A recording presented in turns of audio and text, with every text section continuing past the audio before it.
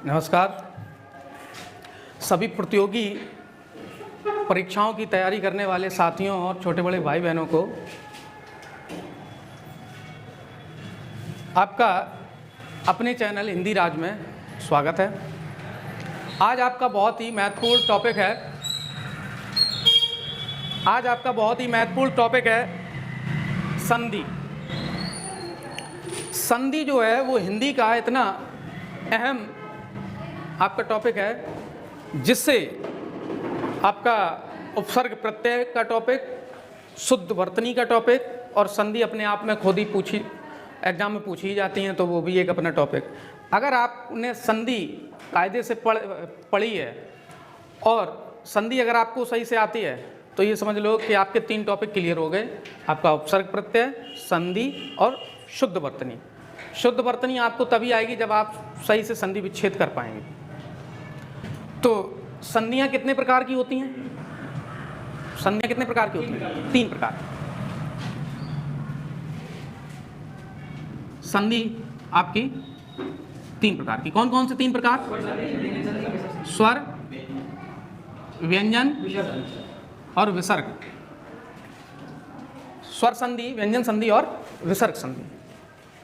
अच्छा, इसका एक छोटा सा ब्लूप्रिंट एक तैयार करते हैं कि इसमें क्या है कि इसको ये समझ लो कि बनती कैसे हैं, क्या है, क्या स्वर संधियाँ, हम डायरेक्टली स्वर संधियों को कैसे पहचानें। स्वर संधियाँ जो होती हैं वहाँ स्वर आएंगे कि नहीं?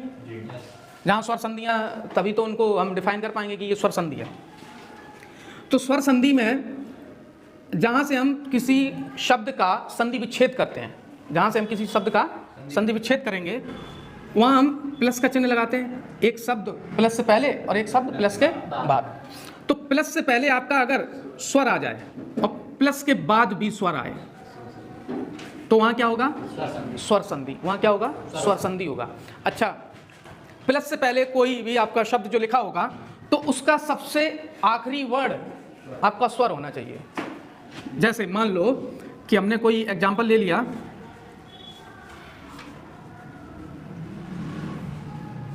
अत्यधिक,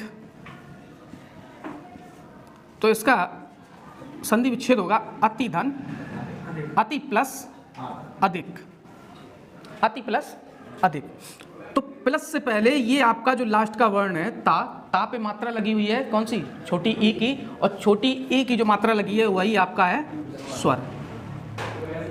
और प्लस के बाद जो भी आपका शब्द है उसका पहला अक्षर, प्लस के बाद आपका जो भी शब्द है उसका पहला अक्षर, तो पहला अक्षर आ, यानी कि पहले शब्द का सबसे आखिरी वर्ड और दूसरे शब्द का सबसे पहला वर्ड, ये दोनों आपके स्वर होने चाहिए। तो वहां क्या होगी? स्वर संधि। व्यंजन संधि में इसी प्रकार। तो व्यंजन में व्यंजन प्लस व्यंजन, लेकिन व्यंजन में थोड़ा सा अंतर है कि यहां अगर स्वर के अलावा इन दोनों जगह पे व्यंजन अगर आ गया तो ये व्यंजन स्वर संधि नहीं होगी। लेकिन व्यंजन में ऐसा हो सकता है कि स्वर आ जाए उसके बाद व्यंजन,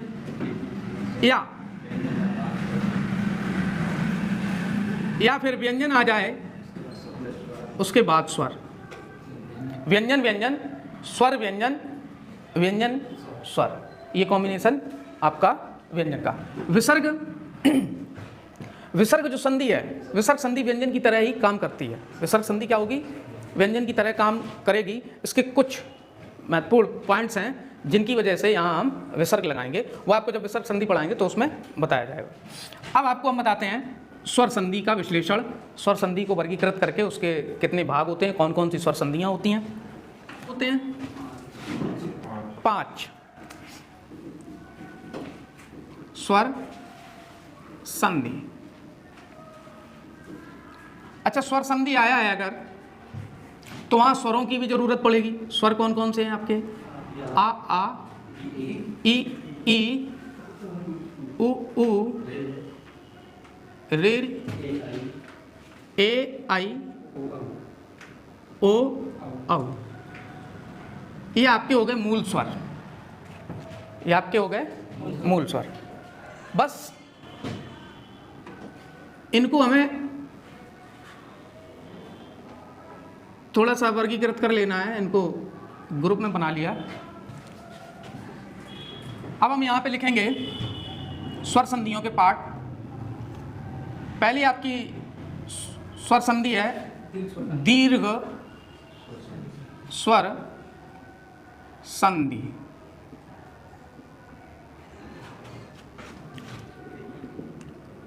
दूसरी आपकी है गुण स्वर संधि। तीसरी आपकी है वृद्धि स्वर संधि। चौथी आपकी है यड़ स्वर संधि। और पांचवी आपकी है अयादि स्वर संधि। अब यहाँ पर सबसे महत्वपूर्ण काम आपका यह है कि संधियों को इसी क्रम में आपको याद करना है। संधियों को इसी क्रम में याद करना है। और बस थोड़ा सा भी लॉजिक बता दे रहे हैं, अभी का अभी याद हो जाएगा।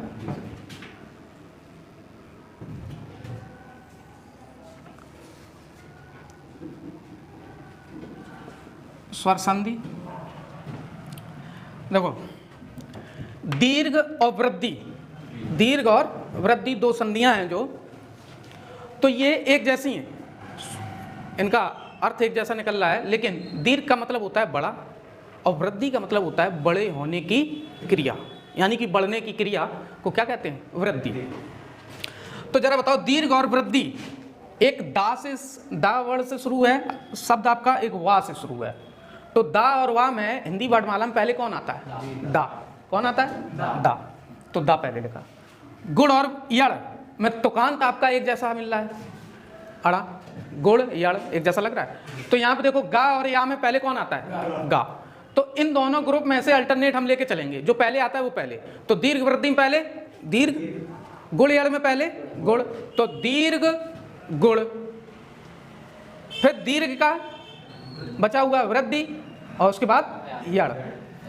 और अगर हम जैसे मान लो कभी किसी चीज़ को परिभाषित करते हैं, तो परिभाषित करने पर हमें कभी कभी उदाहरण देने होते हैं। जब हम कभी किसी चीज़ को परिभाषित करते हैं तो हमें कभी कभी क्या देने पड़ते हैं? एग्जाम्पल, उदाहरण देने होते हैं। तो उदाहरण जब हम लिखते हैं, जैसे मान लो ये कह दिया गया कि 7 फलों के नाम बताओ या कुछ फलों के नाम बताओ, तो हमने कुछ फलों के नाम लिखिए, आम, अंगूर, संतरा, और उसके बाद हम क्या लिख देते हैं? आदि। आदि कब लिखते हैं? सबसे बाद में। ये याद करने का थोड़ा सा आपको टेक्निक बताया कि अयादि कहाँ आएगा? सबसे बाद में। अयादि कहाँ आएगा?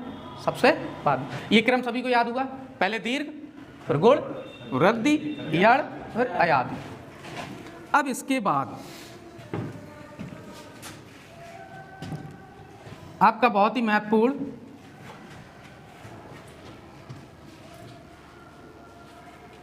यहां पे लिखेंगे नियम। बस इस कॉलम को अगर समझ गए, संधियां, स्वर संधियां खत्म। एक कॉलम को आपको, एक कॉलम को समझना है, स्वर संधियां आपकी खत्म।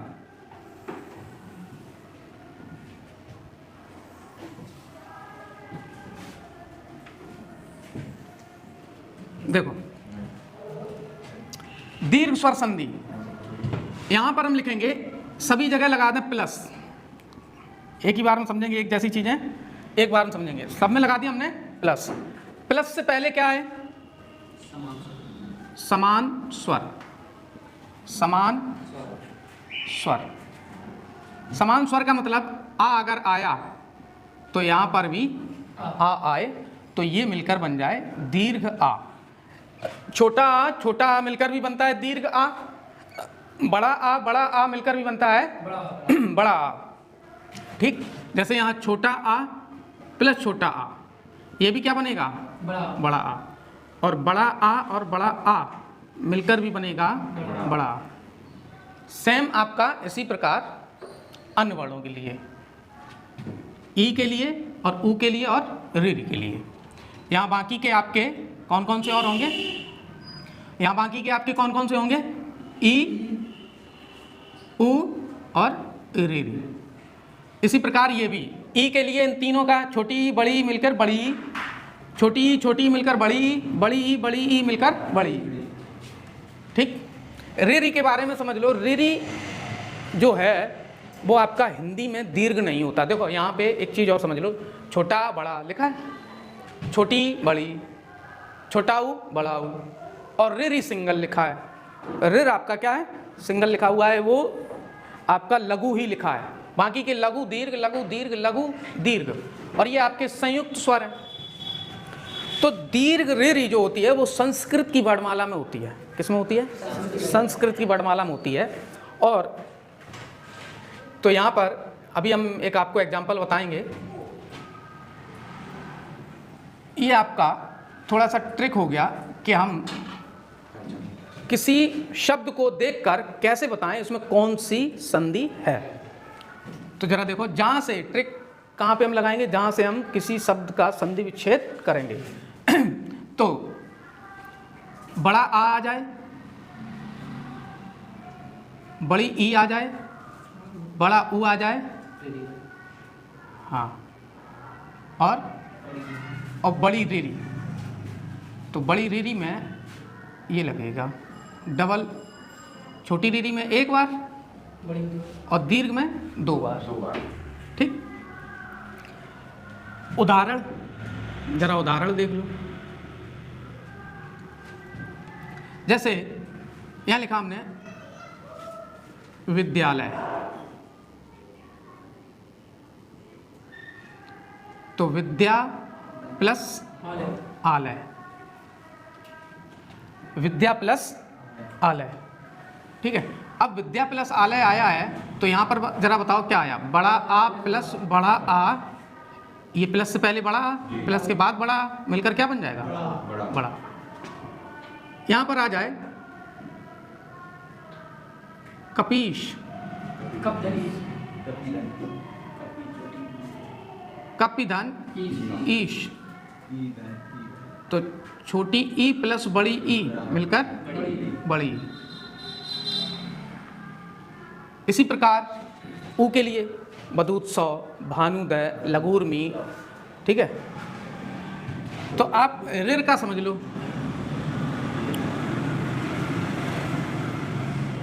पितृंग,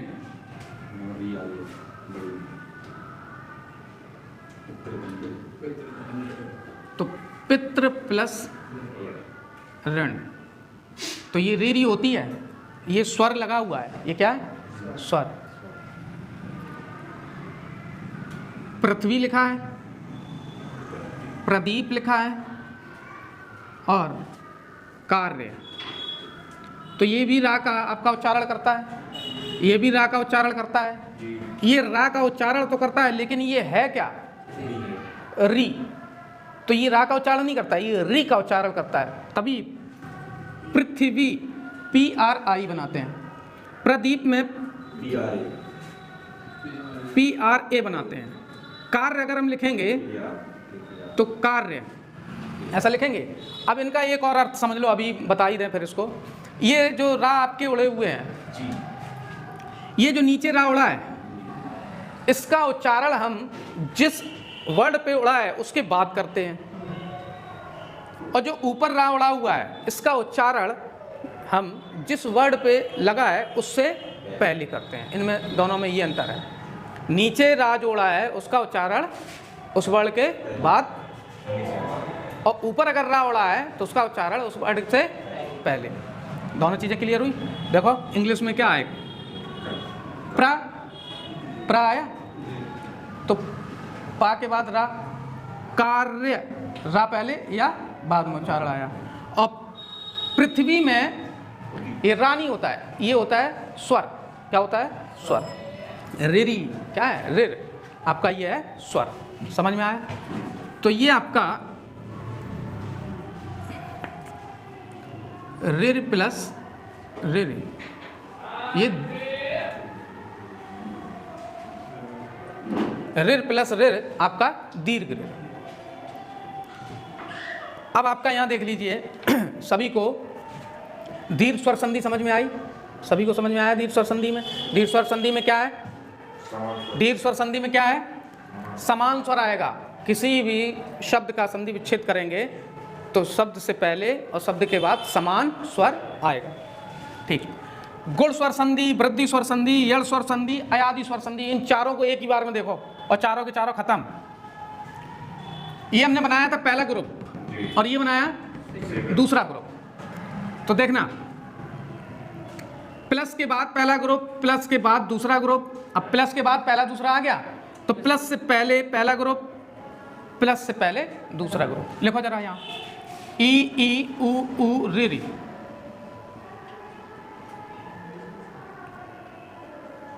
ए आई ओ औ, ई ई उ रे रे, ए आई ओ औ। 2 मिनट ध्यान से समझ लेना, आज के बाद संधि आपकी स्वर संधि बिल्कुल खत्म हो जाएगी। नहीं तो ये रटने में, ये समझने में ही नियम पूछ दिया जाता है, नियम से नहीं कर पाते हो तो दिक्कत हो जाती है। और अभी टेक्निक भी बता देंगे कैसे हम किसी शब्द को देख के हम बता दें कि कौन सी संधि है। ठीक है, इतना समझ में आया? इससे पहले आ बड़ा, आ बड़ा, इसके बाद असमान स्वर आएगा। यहां जो लिखा है, यहां जो लिखा है वो ई अगर आ गया तो यहां चाहे भले ही इसी का ही आ जाए ऊ, लेकिन ई नहीं आना चाहिए। अगर ई आ गया तो वो संधि कौन सी हो जाएगी? दीर्घ स्वर संधि। यहाँ ई, यहाँ पे भी ई, तो वो कौन सी संधि हो जाएगी? दीर्घ स्वर संधि। असमान स्वर, एक ही बार में ये चार के चारों क्लियर। अब देखो ट्रिक में क्या है, एक मात्रा ए की या ओ की, 2 मात्रा आई की या औ की। भैया दीर्घ वृद्धि हो गई, एक मात्रा से कितनी मात्रा लगने लगी? 2, तो क्या हो गई? वृद्धि। ठीक है, वृद्धि संधि। और हम सभी बात कर रहे हैं कहाँ की? जहां से हम संधि विच्छेद करेंगे। अच्छा देखिए, या वा में आधा अक्षर, या वा में आधा, आपका या वा में आधा अक्षर अगर लगा है, और कहाँ की बात करेंगे हम? जहां से हम संधि विच्छेद करेंगे। या वा में आधा अक्षर, या वा पूरा अक्षर। बस एग्जाम्पल समझ लीजिए।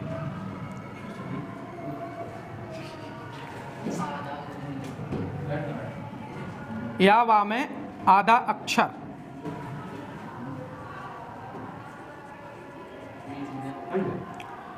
जैसे लिखा है रमेश, तो एग्जाम्पल रमेश, महेश, सुरेश, दिनेश, गणेश, उमेश, तो ये सब के सब सुरेंद्र, नरेंद्र, देवेंद्र, महेंद्र, ये सब के सब किसमें? गुण स्वर संधि में। एक मात्रा, और जहां से हम संधि विच्छेद करेंगे वहां एक मात्रा। ठीक है, नहीं तो पता चले कि एक मात्रा बताई थी तो अब आ जाए सामने, एक शब्द आ जाए सामने, और नहीं कि एक मात्रा बताई थी, हम गलत तो साबित करना ही करना है भाई। सबसे मेन पॉइंट ये होता है कि टीचर ने जो बताया उसको पहले गलत कैसे साबित किया जाए। तो हम एक शब्द ले आए का सामने, एक मात्रा बताई थी, अब करके दिखाओ, करो संधि विच्छेद। तो हम पहले ही बता चुके कि जो आपका ये जो भी आपका ट्रिक है वो वहाँ पे लगेगा जहाँ से संधि विच्छेद होगा, जहाँ संधि विच्छेद करेंगे। पता चले एक और दे दिया, मेंढक, उन्हीं की लगी एक मात्रा, करो। तो जहाँ से संधि विच्छेद होगा वहाँ पे एक मात्रा होनी चाहिए। और जब संधि विच्छेद हम करेंगे तो जो भी आपका शब्द होगा तो वो 2 सार्थक शब्दों में टूटेगा, ना कि ऐसे ही अनाप शनाप तोड़ दिया उसको। रमेश, रमाधन ईश, यानी कि रमा के स्वामी, पति। तो जरा देखो प्लस से पहले क्या आया? प्लस से पहले आया बड़ा, और प्लस के बाद क्या आया? ई। तो आ और ई मिलके बनता है ए, आ और ई मिलके बनता है ए, आ और ई मिलके बनेगा ए, आ और ए मिलके बनेगा आई, आ और ऊ मिलके बनेगा ओ, आ और ओ मिलकर बनेगा औ। औ जो है आ और ओ जो है आ और ऊ, ए जो है आ और ई, और आई जो है आ प्लस ए। ये है आपके। तो रमेश हो गया, महोदय, तो महाधन उदय, महाधन उदय। तो ये आया आ प्लस ऊ, आ प्लस ऊ आ गया तो बन जाएगा आपका ओ। ये आपका गुण स्वर संधि में ई और ऊ की बात हो गई। अब आ जाए महर्षि, तो महा प्लस ऋषि, तो प्लस से पहले आ और प्लस के बाद ऋ। एक आपको इंटरेस्टेड चीज़ और बता दें, मेरा नाम भी क्या है? ऋषि, ऋषि। हाँ, तो जिस शब्द के बाद ऋषि लग जाए तो समझ लेना क्या है? गुण। क्या है? गुण। तो वो संधि कहलाएगी हाँ, गुण स्वर संधि। ये बस मात्र याद करने के लिए बता रहे हैं, नहीं तो इतने गुण भी नहीं है। महर्षि, देवर्षि, राजऋषि, सप्तऋषि, ये अगर शब्द आ रहे हैं आपके तो यहाँ कौन सी संधि होगी? गुण स्वर संधि। महर्षि, देवर्षि, राजऋषि, सप्तऋषि, तो यहाँ कौन सी संधि हो जाएगी? गुण स्वर संधि। समझ में आया सभी को? यहाँ पर एक मात्रा से हो गई दो मात्रा में हो गई वृद्धि। तो जरा करो, सदैव, सदा धन एव, तो बड़ा आ प्लस ए मिलकर अब ई हमने बताया क्या बनेगा? आ प्लस ओ मिलकर बनेगा औ। वनौषधि, वन प्लस औषधि, तो आ प्लस औ, जब औ ही आ गया तो वो तो आपका औ ही बनेगा।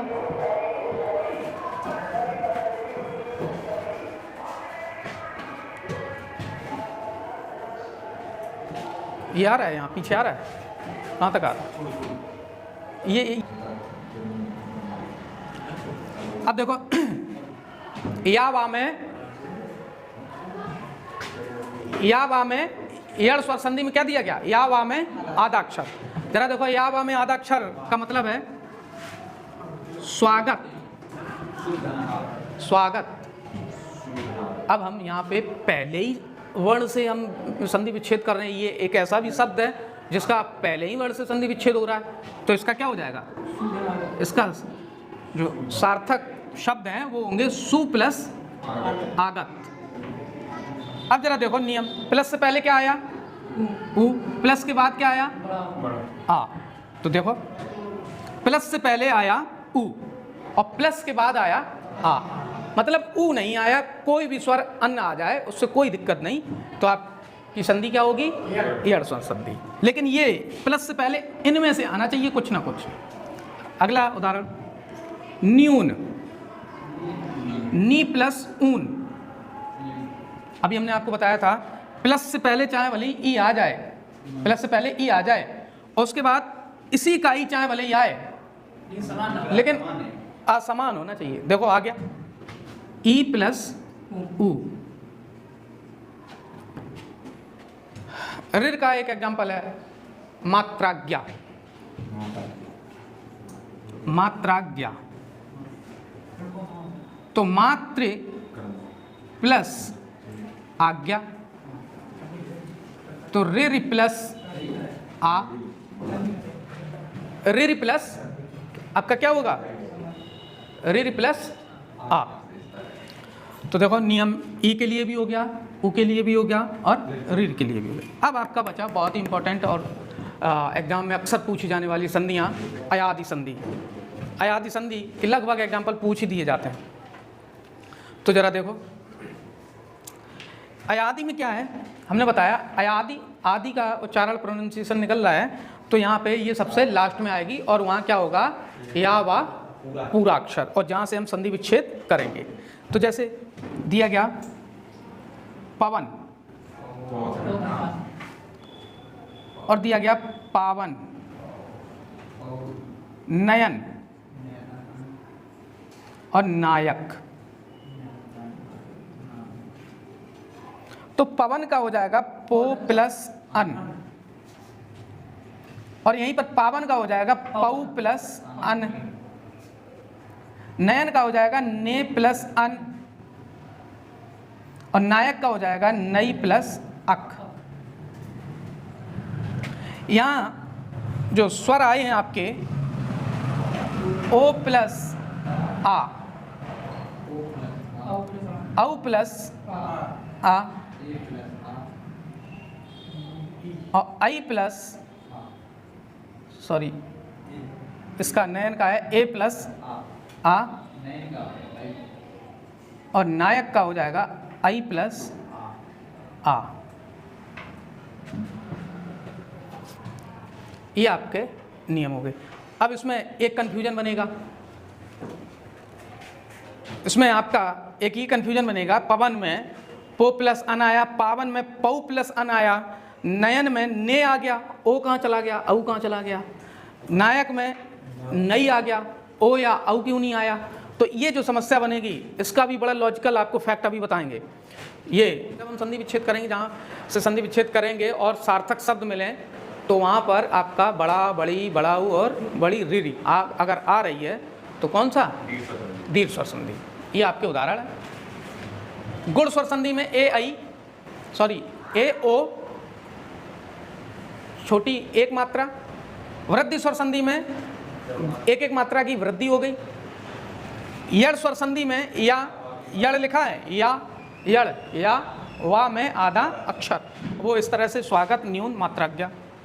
और अयादि में या वा पूरा अक्षर। अयादि में क्या होगा, या वा पूरा अक्षर। ये आपका हो गया। अब आप ये समझ लो, इनका विश्लेषण समझ लो कि कहाँ ए की मात्रा होगी, कहाँ ओ की होगी, कहाँ आई की होगी, कहाँ औ की होगी। अब देखो उसका जो आपकी संधियां दी गई थी अयादि स्वर संधि, तो अयादि स्वर संधि में हमें ये कंफ्यूजन बनती कहाँ ओ की मात्रा होगी, कहाँ औ की होगी, कहाँ ए की होगी और कहाँ आई की मात्रा होगी। तो उसके लिए हम थोड़ा सा एक लॉजिक है। जैसे हमने ये लिखा गए, क्या लिखा है, गए। गए की जगह हम ऐसे भी तो गए लिख सकते हैं, ऐसे भी तो लिख सकते हैं, यानी कि ए की जगह या का प्रयोग कर सकते हैं, तो या की जगह ए का प्रयोग कर सकते हैं। ठीक है। उसके बाद एक आपका है अवतार। अवतार को हम और कैसे लिख सकते हैं, अवतार, यानी कि औ, वा की जगह ओ। अब ये समझ जाओ, जहाँ वा आए वहाँ ओ की मात्रा, और जहाँ या आए वहाँ ए की मात्रा। हमने एग्जाम्पल दिए थे आपको,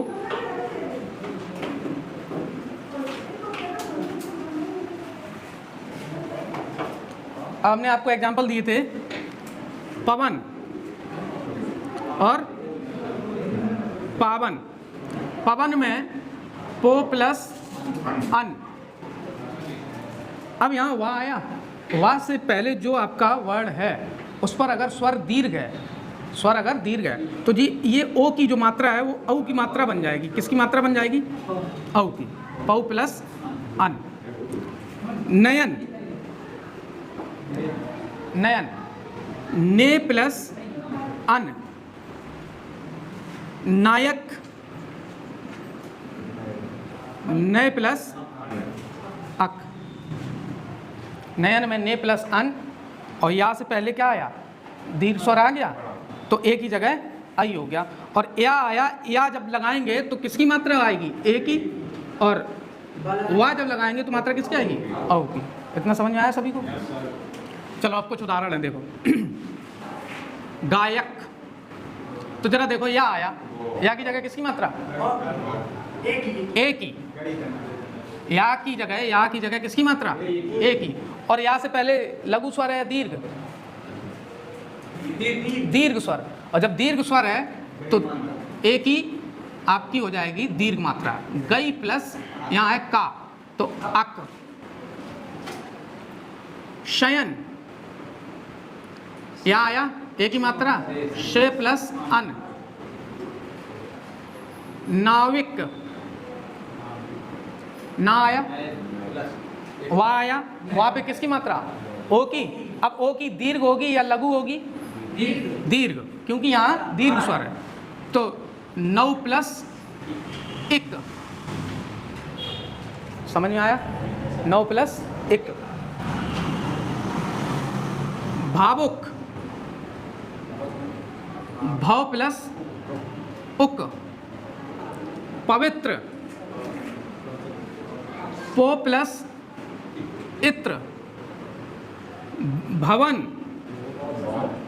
भो प्लस अन। श्रवण,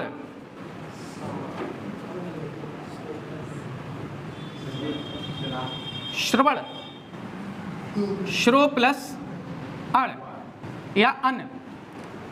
श्रावण, श्रो प्लस अण। भावुक, समझ में आया सभी को? यहीं पे आपकी कन्फ्यूजन बनती है। और ये आपकी ये आपकी हो गई स्वर संधियाँ। और कोशिश ये रहेगी कि आपको अच्छे से अच्छे, सरल से सरल विधि द्वारा आपको सिखाया जाए। स्वर संधियों के बाद अब आपका जो आगामी आपका वीडियो है वो होगा व्यंजन संधि का। आशा है कि आप लोगों को स्वर संधियाँ समझ में आई होंगी। और अगर स्वर संधियाँ समझ में आई हों तो फिर लाइक करने में क्या जाता है और सब्सक्राइब करने में क्या जाता है। नमस्कार।